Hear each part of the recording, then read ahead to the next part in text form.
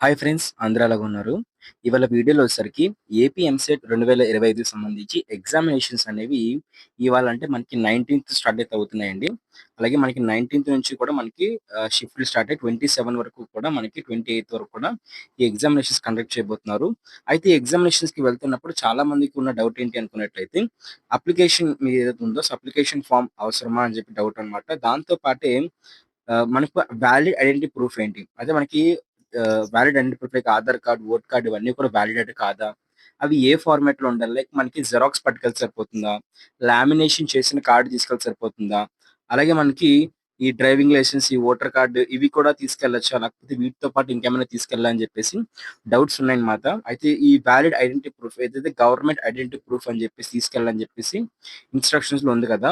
ఈ valid identity proof కింద మనకి ఏమేమి వస్తాయని చెప్పేసి డిస్కస్ చేసుకోవడం జరుగుతుంది. అవి ఏ ఫార్మాట్‌లో ఉండాలి? అప్లికేషన్ కూడా ఏ ఫార్మాట్‌లో ఉండాలని చెప్పేసి క్లారిటీగా ఎక్స్‌ప్లెయిన్ చేస్తాను. సో, ఇవన్నీ కామెంట్స్ అన్నమాట. అనుకుంటున్నారు చెప్పిందే మళ్ళీ చెప్తున్నారు, చెప్పిందే మళ్ళీ చెప్తున్నారు అని చెప్పేసి చాలా మంది కామెంట్ చేస్తున్నారన్నమాట.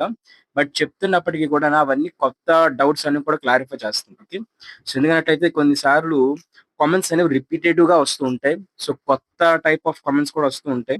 సో, అట్లాంటి కామెంట్స్ అన్నిటికి కూడా మనకి ఒక ఫార్మాట్‌లో అన్ని గ్యాదర్ చేసి చెప్తున్నప్పుడు ఎక్కువ మనకి అర్థమవుతుంది. సో, అందుకే మనకి చెప్పిన దాన్నైనా సరే మళ్ళీ చెప్తున్నాం అంటే, అది ఎందుకు చెప్తున్నాం అంటే, కామెంట్స్ అన్నీ కూడా మళ్ళీ అన్ని సార్లు వస్తున్నాయి. దాని మీద రకరకాల డౌట్‌లు అడుగుతున్నారు.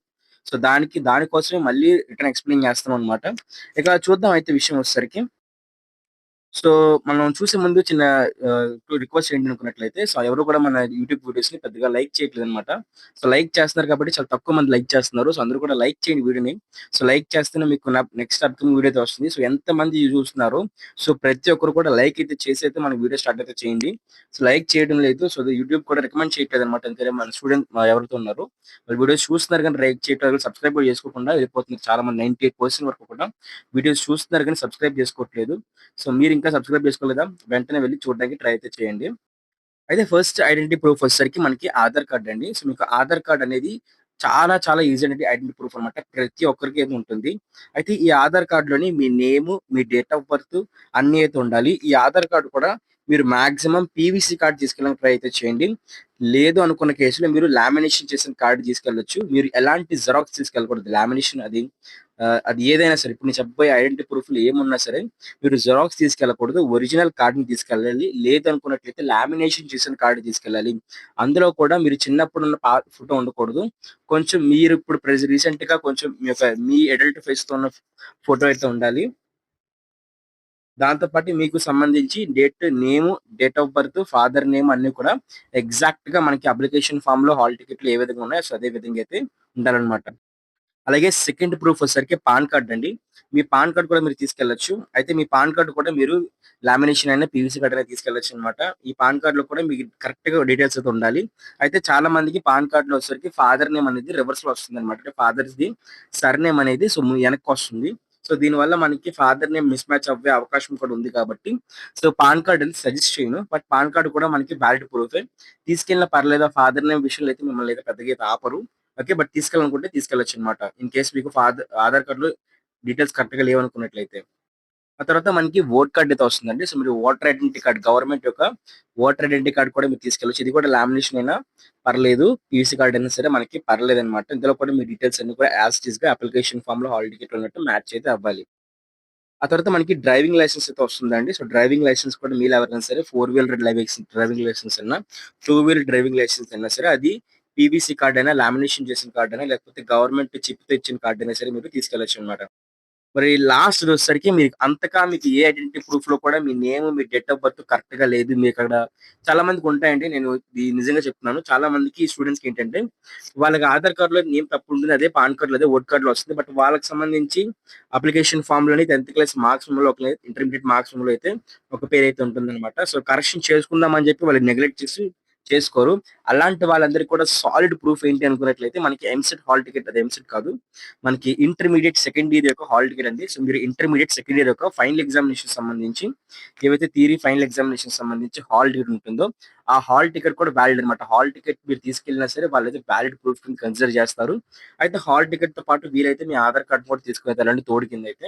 సో, అప్పుడు మీకు లోపలికైతే ఈజీగా అలో చేస్తారనమాట. సో, ఎవరికీ ఏం లేని కండిషన్‌లో అయితే మీరు హాల్ టికెట్‌ని కూడా మీరు తీసుకొనైతే వెళ్ళొచ్చు. సో దాంతో పాటే మీరు మీ అప్లికేషన్ ఫార్మ్ కూడా తీసుకెళ్ళాలన్నమాట. సో ఆ అప్లికేషన్ ఫార్మ్ తీసుకెళ్ళండి. అప్లికేషన్ ఫార్మ్ మీద మీ కాలేజ్ ప్రిన్సిపల్ లేకపోతే మీ యొక్క గెస్టెడ్ ఆఫీసర్ ఎవరైనా ఉంటే గెస్టెడ్ ఆఫీసర్ సైన్ చేయించండి. మీ ఫోటో అంటించి అది మనం చెప్పింది ఆల్రెడీ అప్లికేషన్ ఫార్మ్ 100% తీసుకెళ్ళండి. అప్లికేషన్ ఫార్మ్ తీసుకెళ్ళకపోతే రిజల్ట్స్ అనేవి పెండింగ్‌లో అయితే పెట్టేస్తారు. అప్లికేషన్ ఫార్మ్ లింక్ కూడా మనకి డిస్క్రిప్షన్‌లోనైతే ప్రొవైడ్ చేస్తాను. సో అలాగే మనకి హాల్ టికెట్ ఇచ్చారు. దాంతో పాటు ఎగ్జామ్ సెంటర్‌కి సంబంధించి కూడా డీటెయిల్స్ ప్రొవైడ్ చేశారన్నమాట. మీరు అడ్రెస్ ఎగ్జామ్ సెంటర్ క్లిక్ చేసినట్టే అక్కడ వ్యూ లొకేషన్ క్లిక్ చేస్తే డైరెక్ట్‌గా మీ గూగుల్ మ్యాప్స్‌కి రిడైరెక్ట్ అయిపోయి ఆ యాప్ నుంచి కూడా మీరున్న లొకేషన్ నుంచి మీ ఎగ్జామినేషన్ సెంటర్‌కి డైరెక్ట్ రూట్ మ్యాప్ అయితే వాళ్ళు ప్రొవైడ్ చేస్తారన్నమాట. మీకు అర్థమైంది కదా! ఈ విధంగా అయితే మీకు ఎంసెట్ బోర్డ్ వాళ్ళైతే చాలా ఫెసిలిటీస్ అయితే ప్రొవైడ్ చేశారు. సో మీకు ఇంకా డౌట్ ఉంటే ఖచ్చితంగా కామెంట్ చేయండి. రిప్లై అయితే ఇస్తాను. దాంతో పాటు మీకు ఎంసెట్ కౌన్సెలింగ్ సంబంధించి, ఎంసెట్ రిజల్ట్స్ సంబంధించి ఎప్పటికప్పుడు లేటెస్ట్ ఇన్ఫర్మేషన్ కావాలనుకున్నట్లయితే ఖచ్చితంగా మన యూట్యూబ్ ఛానెల్ సబ్స్క్రైబ్ చేసుకోండి. అలాగే మన టెలిగ్రామ్ ఇంకా వాట్సాప్ ఛానెల్ జాయిన్ అయితే ఇప్పుడు సో అన్నిటికన్నా ఇంపార్టెంట్ థింగ్ ఏంటంటే మనం మన యూట్యూబ్ ఛానెల్‌లోని చీట్ కోడ్స్ వాడామన్నమాట. అసలు మీకు ఏం చదువుకోలేదు, మీకు ఏం రాదు అనుకున్నట్లయితే మీరు ఆ చీట్ కోడ్స్ మొత్తం చూసి ఈజీగా క్వాలిఫై అయిపోవచ్చు. ఒక నంబర్ 1 చీట్ కోడ్ చెప్పాను. సో దానికోసం డెడికేట్ వీడియోస్ పెట్టానన్నమాట. సో దాన్ని యూజ్ చేసి మీరు ఈజీగా అసలు ఒక్క క్వెషన్ రాకపోయినా ఈజీగా పాస్ అయిపోవచ్చు. దాంతో పాటే మీకు ఒక 40 మార్క్స్, ఒక 30 మార్క్స్ లేకపోతే ఒక 20 మార్క్స్ వస్తాయి. లేకపోతే మీకు జస్ట్ ఒక 50 మార్క్స్ వస్తాయి అనుకున్నట్లయితే ఈజీగా 25-35 మార్క్స్ మీరు స్కోర్ చేసే విధంగా కూడా మీకు చీట్ కోడ్స్ అనేవి కూడా నేను ప్రొవైడ్ చేశాను. సో అవన్నీ మీరు యూజ్ చేసుకొని ఈజీగా అయితే మీరు మీ మార్క్స్‌ని, మీ ర్యాంక్‌ని మీకు మంచి కాలేజ్ ఛాన్స్‌ని కూడా మీరు ఇంక్రీజ్ చేసుకోవచ్చనమాట. సో అందరూ సబ్స్క్రైబ్ చేసుకోండి. సబ్స్క్రైబ్ చేసి బెల్ నోటిఫికేషన్ ఆల్‌లో పెట్టుకోండి. అప్పుడే మీకు కౌన్సెలింగ్ రిలేటెడ్ వీడియోస్ అన్నీ కూడా మీకు next upcoming EAMCET guidance videos అన్నీ కూడా సో, మన ఈ వీడియోని స్పాన్సర్ చేస్తున్న వాళ్ళొచ్చేసరికి మనకి శాస్త్ర కాలేజ్ ఆఫ్ ఫార్మాస్యూటికల్ ఎడ్యుకేషన్ వాళ్ళే అన్నమాట. సో, ఇక్కడ కనిపిస్తుంది కదా! మనకి శాస్త్ర కాలేజెస్ నుంచి అయితే మాత్రం శాస్త్ర గ్రూప్ ఆఫ్ కాలేజెస్ నుంచి సో, మనకి బీఎస్సీ నర్సింగ్ అలాగే ఫార్మసీ ఇంకా దాంతో పాటు పారామెడికల్ కోర్సెస్‌కి ఏవైతే బీపీటీ కోర్సెస్ ఉన్నాయో సో, అవన్నీ అయితే ప్రొవైడ్ చేస్తున్నారు. మీకు గర్ల్స్ కాలేజెస్ అయితే ఉన్నాయి. సో, దాంతో పాటే మనకి ఏవైతే ఫుల్ సెక్యూరిటీ ఇంకా మంచి హాస్టల్ ఫెసిలిటీ, ఫుడ్ ఫెసిలిటీ దాంతో పాటు మెస్ ఫెసిలిటీ ఇలాంటి అన్ని ఫెసిలిటీస్‌తో ఇంటర్ బైపీసీ చేస్తున్న వాళ్ళకి మంచిగా ఏదైతే ఆహ్, బైపీసీకి సంబంధించిన కోర్సెస్ ఏవైతే నర్సింగ్, ఫార్మసీ వీటైతే ఫిజియోథెరపీ లాంటి కోర్సెస్ అయితే మాత్రం అందిస్తున్నాయన్నమాట. సో, వెంటనే కూడా మీరు మీ యొక్క ఇంటర్మీడియేట్ ఎడ్యుకేషన్ అయిపోయిన తర్వాత సో, మీకు సంబంధించి సో, మెడికల్ కౌన్సెలింగ్‌లో వీటన్నిటిలో కూడా వెబ్ ఆప్షన్స్ పెట్టి మంచిగా సీట్ అయితే పొందుకుంటారని చెప్పేసి ఆశిస్తున్నాను. Hi friends. ఈ వీడియోని స్పాన్సర్ చేస్తున్న వచ్చేసరికి శాస్త్ర కాలేజ్ ఆఫ్ మాట. మనకి శాస్త్ర కాలేజ్ ఆఫ్ ఫిజియోథెరపీ అయితే ఉంది ఫ్రెండ్స్. సో, ఇందులో వచ్చేసరికి మనకి 20 మేనేజ్మెంట్ సీట్స్ దాంతో పాటే మనకి 30 కెనరీ సీట్స్ అయితే ఉన్నాయి. అలాగే మనకి ఈ యొక్క మేనేజ్మెంట్ సీట్స్ కూడా సంబంధించి అయితే మాత్రం మనకి 80,000 రూపీస్ అయితే మాత్రం పర్ ఇయరే పడుతుంది. మొత్తం అన్ని అమౌంట్‌తో కలుపుకొని మనకి 80,000 రూపీస్ అయితే శాస్త్ర ఫిజియోథెరపీ కాలేజ్‌లో ఏంటంటే మీకు సీట్ అయితే మేనేజ్మెంట్‌లో అయితే అవైలబుల్‌గా అయితే ఉంది. జాయిన్ అవ్వాలనుకుంటున్నవారు జాయిన్ అయితే అవ్వచ్చు. దాంతో పాటు మీ వెబ్ ఆప్షన్స్ పెడుతున్నప్పుడు కూడా ఖచ్చితంగా మీరు కాలేజ్ అయితే రిఫర్ అయితే చేయండి. సో, మీకు ఖచ్చితంగా సీట్ వచ్చే ఛాన్స్ అయితే ఉంటుందన్నమాట. సో, అదే విధంగా నెల్లూరుతో పాటు ఎవరైతే ఉన్నారో సో, నెల్లూరు డిస్ట్రిక్ట్‌కి దగ్గరలో ఎవరైతే ఉన్నారో వాళ్ళందరూ కూడా ఖచ్చితంగా వెబ్ ఆప్షన్స్‌లో పెట్టాల్సిన కాలేజే మనకి శాస్త్ర ఫిజియో